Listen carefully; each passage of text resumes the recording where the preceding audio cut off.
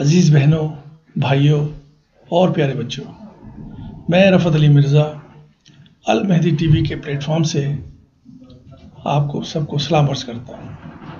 آج سے آپ کے لیے ایک نیا پروگرام لے کر حاضر خدمت ہو رہا ہوں۔ میری طرف سے آپ سب کو یہی پیغام ہے کہ اس پروگرام کو ضرور دیکھیں، کیونکہ اس میں آپ سب کے لیے انبیاء کی کہانیاں لے کر آ رہا ہوں، تاکہ مجھ پر اور آپ پر شعور و آگہی کے نئے در کھل سکیں، کئی حقیقتوں سے پردے اٹھ سکیں۔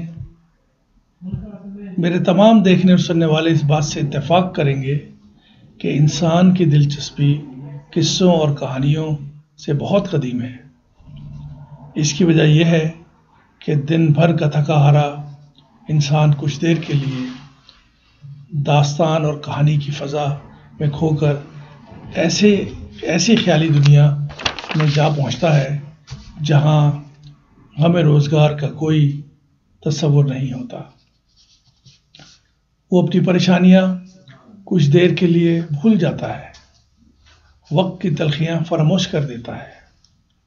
ساتھیوں، داستان یا کہانی سے مراد وہ قصہ ہے جس میں کرداروں کے ساتھ واقعات در واقعات انسان کی دلچسپی کو اپنی جانب کھینچے رہتے ہیں اور وہ حیرت میں ڈوبا رہتا ہے۔ لیکن اس پروگرام میں جو قصے اور کہانیاں پیش کی جائیں گی وہ شہزادوں شہزادیوں کی نہیں، اور نہ ہی فرضی، بلکہ اور نہ ہی جنوں اور پریوں سے ان کا تعلق۔ یہ زندہ جاوید کردار ہیں جو خدا کے منتخب کردہ انبیاء اور رسولوں سے متعلق ہیں، جن کے قصے خیالی نہیں ہیں بلکہ حقیقی ہیں۔ قرآن پاک میں اللہ تعالیٰ نے ہمیں سبق سکھانے کے لیے یہ تمام قصے بیان کیے ہیں، لہذا ہم آسان لفظوں میں آسان انداز سے آپ سب کو انبیاء کے یہ واقعات اور حالات زندگی سنائیں گے، تاکہ آگہی اور شعور کے در کھلیں، چھپی حقیقتیں سامنے آئیں اور آپ کو معلوم ہو سکے کہ اللہ کے بندوں نے کس قدر مشکل حالات پہ اللہ کے پیغام کو آگے پہنچایا۔ اسلام مکمل دین کی صورت میں کس طرح ہمارے سامنے آیا؟ آج باطل کی قوتیں مٹ چکی ہیں اور حق ہمارے سامنے ہے۔ کوشش کریں کہ بچوں کو ان کہانیوں سے مستفید ہونے کا موقع دیں، تاکہ وہ سمجھ سکیں کہ دین اصل میں ہے کیا۔ آج سے میں حضرت آدم علیہ السلام کی زندگی کے بارے میں آپ کو بتاؤں گا کہ جب اللہ نے کہا انی جاعل فی الارض خلیفہ، پروردگار نے فرشتوں کو مخاطب کرتے ہوئے ارشاد فرمایا کہ اب میں اپنا خلیفہ اپنے ہاتھوں سے بنا کر زمین پر بھیجوں گا اور اسے ایسا قرار دوں گا کہ اس کی نسل سے انبیاء، رسول اور ائمہ پیدا ہوں گے اور اس کی بے شمار اولاد پیدا ہوگی۔ اسی کے ذریعے سے نظام ارضی کو چلاؤں گا، نیز اس کی رہبری کے لیے انہی میں سے انبیاء اور رسول وغیرہ مقرر کر کے ان سے اپنی پرستش کراؤں گا۔ فرشتوں نے سر تسلیم خم کر دیا، لیکن کچھ فرشتوں نے یہ عرض کی، پروردگار، کیا تو زمین پر ایسی مخلوق کی بنیاد قائم فرمائے گا جو فساد کرنے والی اور قتل و غارت، نافرمانی کر کے اور سرکشی کی خوگر ہوگی؟ مالک، ہماری آجزانہ گزارش ہے کہ خلافت ارضی ہمارے ہی سپرد فرما دے، کیونکہ تو دیکھ رہا ہے کہ ہم تیری اطاعت و فرما برداری کس طرح کرتے ہیں اور کس خوبصورتی سے تیری تسبیح و تقدیس کرتے ہیں۔ یہ سن کر پروردگار نے فرمایا میں جو جانتا ہوں تم نہیں جانتے۔ یہ سن کر فرشتوں نے معذرت کی اور معافی مانگی۔ دیکھیں یہ فرشتے ہیں جو ہر لمحے اللہ تبارک و تعالیٰ کی خدمت میں قیام، رکوع، سجود اور تشہد کی حالت میں عبادت میں مصروف ہیں۔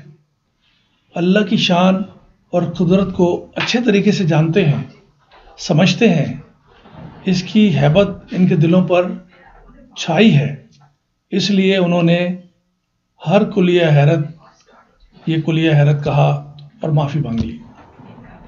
پروردگار نے آدم کو خلق کرنے کا ارادہ کر لیا تھا، اس لیے اللہ نے زمین کو مخاطب کیا اور کہا میں تیرے اجزاء سے ایک بندہ خلق کرنا چاہتا ہوں جس کی نسل میں فرما بردار اور گناہ گار دونوں ہوں گے۔ جو فرما بردار ہوں گے انہیں جنت میں بھیجوں گا اور جو نافرمان ہوں گے انہیں جہنم کا ایندھن بناؤں گا۔ یہ سن کر زمین نے عرض کیا میرے مالک، جہاں تک مجھ سے بنے ہوئے بندے کی نسل میں فرمانبرداری کا تعلق ہے میں اس سے بہت خوش ہوں، لیکن یہ معلوم کر کے مجھے سخت صدمہ ہے کہ اس بندے کی نسل سے نافرمان بھی ہوں گے اور انہیں جہنم میں بھیجا جائے گا۔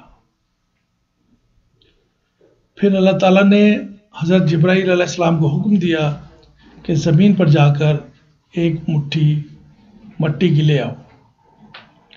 جب جبرائیل علیہ السلام مٹی لینے کے لیے زمین پر آئے تو انہوں نے وہی ارشاد کیا جو اللہ تعالیٰ نے کہا تھا کہ اس میں سے نافرمان بھی ہوں گے اور فرمان بھی ہوں گے۔ یہ سن کر مٹی رونے لگی اور حضرت جبرائیل سے کہنے لگی کہ آپ جا کر خدا سے یہ کہیں کہ وہ میری مٹی سے ایسے لوگوں کو نہ بنائیں جو جہنم میں جلیں۔ حضرت جبرائیل علیہ السلام واپس چلے گئے اور انہوں نے خدا سے عرض کیا کہ مٹی اس قسم کی بات کرتی ہے، تو انہوں نے حضرت میکائیل کو بھیجا کہ جاؤ تم مٹی لے کر آؤ۔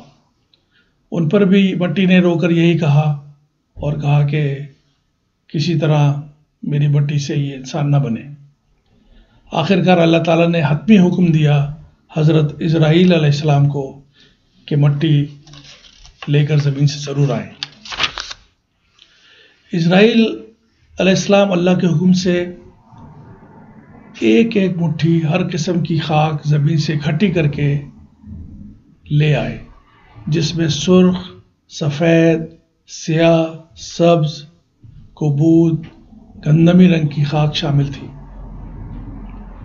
مٹی کی ان اقسام میں بعض میں شوریت تھی، یعنی وہ ڈیلیوٹڈ تھی، اور بعض میں شوریت نہ تھی۔ بہت سی روایت میں ہے کہ مختلف قسم کی اور مختلف رنگ کی مٹی سے آدم کی تعمیر ہی کا نتیجہ ہے کہ مختلف مزاج اور مختلف رنگ کے لوگ پیدا ہوتے ہیں۔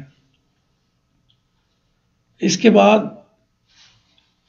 اس کا خمیر تیار کیا گیا۔ اس طرح کے تمام قسم کی خاک جو زمین سے اکٹھی کی گئی تھی اسے مکہ اور طائف کے درمیان رکھ دیا۔ پھر اللہ تعالیٰ نے اس پر ابر رحمت یعنی بارش برسائی۔ ایک روایت میں ہے کہ چشمہ رحیق اس سلسبیل سے بھی بارش کی گئی۔ جب مٹی اچھی طرح تیار ہو گئی تو اس میں خشکی پیدا کی گئی اور آدم علیہ السلام کا پتلا بنایا جانے لگا۔ ثنائے ازل نے سر، آنکھ، ریڑھ کی ہڈی پہلے بنائی، پھر چہرہ تیار کر کے جملہ اعضاء و جوارح مکمل فرمائے۔ پھر خالق عالم نے جبرائیل علیہ السلام کو حکم دیا کہ 4 قسم کا پانی لائیں: شیریں پانی، نمکین پانی، کڑوا پانی اور گدلا پانی۔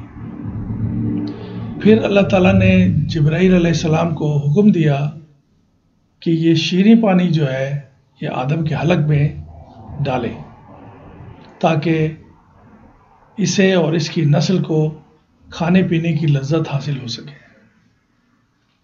نمکین پانی کو آنکھ میں ٹپکائیں تاکہ چربی کو تقویت پہنچے۔ اس کے بعد جو کڑوا پانی تھا اس کے بارے میں حکم ہوا کہ اسے کان میں ڈال دیا جائے تاکہ حشرات الارض اور کیڑے مکوڑے کان میں داخل نہ ہو سکے۔ اور آخر میں گدلا پانی ناک میں ڈالنے کا حکم دیا تاکہ غیر مناسب چیزیں جو ناک میں داخل ہو جائیں وہ نہ ہو سکیں اور وہ انہیں وہیں پہ جذب کر لیں۔ پھر وہ پتلا 40 برس تک وہیں قلب بے جاں کی طرح پڑا رہا۔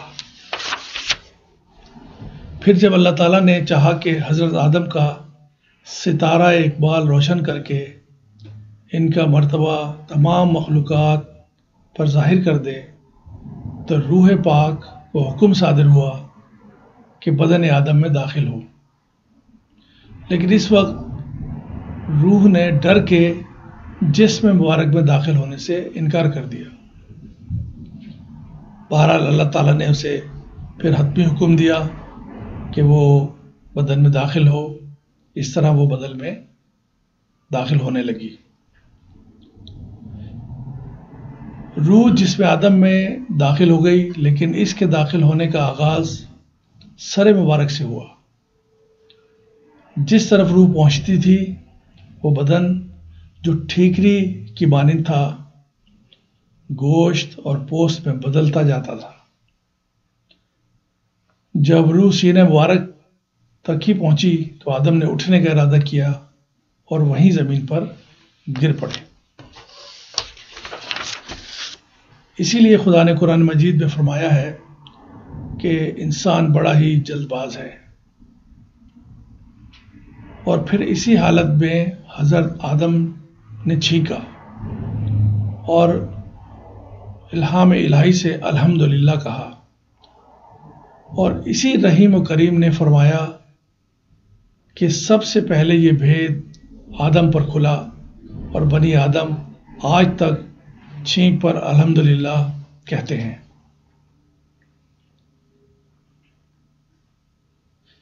معزز ناظرین اور پیارے بچوں، امید ہے کہ آپ کو کہانی اچھے انداز سے سمجھ میں آ رہی ہوگی۔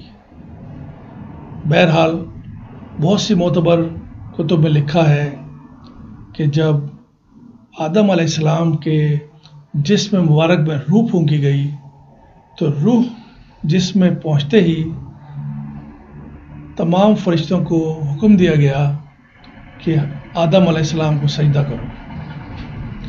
یہ حکم ملتے ہی تمام فرشتے سربہ سجود ہو گئے، کسی نے ذرہ بھر بھی سرتابی نہ کی، البتہ شیطان نے سجدہ نہ کیا۔ اس کے دل میں جو بات چھپی ہوئی تھی وہ ظاہر ہو گئی۔ اس نے خدا کا حکم ماننے سے انکار کر دیا اور آدم علیہ السلام کو سجدہ نہ کیا، اور وہ جو ارادہ کیے ہوئے تھا اس پر عمل پیرا ہو گیا۔ خداوند عالم نے فرمایا کہ تو نے میرے حکم کی تعمیل سے سرتابی کیوں کی اور تو نے آدم کو سجدہ کیوں نہ کیا؟ کیا تو اپنے کو آلین یعنی محمد و آل محمد جیسا سمجھتا ہے؟ اس نے کہا یہ بات نہیں، بات صرف یہ ہے کہ تو نے اسے مٹی سے بنایا ہے اور مجھے آگ سے بنایا ہے۔ میں چونکہ اس سے بہتر ہوں اس لیے میں نے سجدہ نہیں کیا۔ ایک روایت میں ہے کہ جب سب کو سجدے کا حکم دیا گیا تو تمام فرشتوں نے سجدہ کیا، مگر ابلیس نے اپنے وجود کی وجہ سے تکبر سے کام لیا تو خدا نے اسے مردود کر دیا اور آدم کو حکم دیا کہ ان فرشتوں کو جا کر اس طرح سلام کرو۔ अस्सलामु अलैकुम वरहमतुल्लाहि वबरकातुहू। चुनांचे आदम अलैहिस्सलाम ने शुक्रिया के तौर पर सबको सलाम किया और उन्होंने वालेकुम अस्सलाम वरहमतुल्लाह वबरकातुहू से जवाब दिया। फिर खुदा ने आदम अलैहिस्सलाम से फरमाया कि सलाम का ये तरीका मैं और तुम्हारी नस्ल में क़यामत तक जारी रहेगा। यूं इसके बाद इब्लीस अपनी अजीम खता की वजह से राइंदा बारगाह हो गया, यानी वहां से निकाल दिया गया। Like he was deported. खुदावंद आलम ने सबसे पहले इसे अपनी रहमत से दूर फरमाया और अपनी इनायत से महरूम किया। जन्नत का लिबास ले लिया, हुस्न से महरूम करके बदसूरती दे दी और इसकी शक्ल ड्राउनी बना दी। फिर आसमान से उतार कर ज़मीन पर फेंका और हुक्म नाफिज कर दिया कि आबादी में न रहने पाए। समंदरों के जजीरों में सुकूनत इख्तियार करे। शैतान ने अताब के मौके पर अर्ज किया, मालिक मैंने हमेशा तेरी इताअत और इबादत की है, अब सिर्फ एक सजदा न करने की वजह से मुरीद इल्ज़ाम ठहराया गया हूँ। मालिक मेरी तुझसे एक इस्तदा और इल्तिजा है, वो ये कि मुझे वक्त मालूम की ज़िंदगी दे दे। और इसे अल्लाह ताला ने वक्त मालूम तक की ज़िंदगी दे दी। शैतान अब रहमत खुदावंदी से मायूस हो चुका था और हयात अबदी की खबर भी सुन चुका था, तो बोला कि खुदाया अब मेरी ये बात भी सुन ले कि जो कुछ हुआ इस आदम की वजह से हुआ है। अब मुझसे जो हो सकेगा इसके साथ भी करूँगा और इसकी औलाद के साथ भी। इसकी औलाद को तेरे मुखलिस बंदों के अलावा सबको बहका दूंगा और सिरात मुस्तकीम से हटा दूंगा। खुदा ने फरमाया कि मैं इनकी औलाद को अक्ल से बहरावर कर दूंगा और इन्हें अच्छे बुरे रास्ते बता दूंगा। इसके बावजूद अगर उन्होंने तेरी पैरवी की तो मैं जहन्नम को इनसे भर दूंगा। कुरान मजीद में इरशाद बारी ताला है कि मैं बनी आदम के लिए सख्त तंबीह है कि शैतान से होशियार रहें और मेरी इबादत से गफलत न करें और मेरे किसी किस्म के फरमान को नज़रअंदाज न करें और शैतान के वाक़े से जान लें कि अगर किसी किस्म की नाफरमानी की तो जहन्नम का दरवाज़ा खुला हुआ है। अब परवरदिगार ने फरिश्तों की गलत फहमी को दूर करने के लिए कि वो खिलाफत अर्जी की सलाहियत रखते हैं और आदम से ज़्यादा इसके मुस्तहिक हैं, उन्होंने इन्हें इम्तिहान गाह में तलब कर लिया और इसके लिए आदम अलैहिस्सलाम को पहले ही उलूम से बहरावर कर दिया, क्योंकि वो खिलाफत के लिए बनाए गए थे और खिलाफत की आला शर्त कमाल इल्मी है। फरिश्तों को इन उलूम से ताल्लुक़ न था, वो सिर्फ इबादत के लिए खल्क़ किए गए थे। कुरान मजीद में है कि खुदावंद आलम ने तमाम अस्मा आदम अलैहिस्सलाम को तालीम कर दिए, फिर इनको मलाइका के सामने पेश करके कहा कि नाम बताओ अगर तुम सच्चे हो और तुम ये समझते हो कि खिलाफत अर्जी के तुम हकदार हो।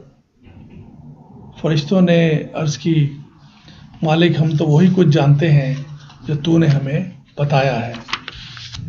फिर आदम अलैहिस्सलाम से फरमाया कि इनके नाम बताओ। आदम अलैहिस्सलाम ने फर सबके नाम बता दिए। इस तरह आदम अलैहिस्सलाम की अफजलियत फरिश्तों में साबित हो गई।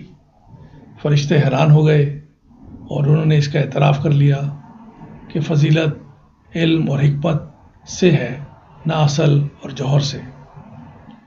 इल्म को इबादत पर फजीलत हासिल है। खिलाफत के लिए बेहतरीन और अहम शर्त इल्म है। आदम इसलिए अफजल करार पाए कि फरिश्तों से عالم تھے. تو ناظرین، آج یہیں تک. اگلے پروگرام میں ہم آپ کو بتائیں گے کہ حضرت آدم کا جنت میں داخلہ کیسے ہوا، حضرت آدم و حوا اور جنت کی سیر، دونوں کی جنت میں سکونت اور شیطان کی ریشہ دوانی، شجرہ ممنوعہ کی تشخیص اور حکم امتناع کی نوعیت. یہ انشاءاللہ اگلے پروگرام میں اگلے منڈے کو آپ کو بتائیں گے. اب آپ رفعت علی مرزا کو اجازت دیجیے، مگر جانے سے پہلے تمام حضرات ایک درود محمد و آل محمد پر بھیج دیجیے، اور انشاءاللہ آپ سے اگلے ہفتے ملاقات ہوگی. خدا حافظ.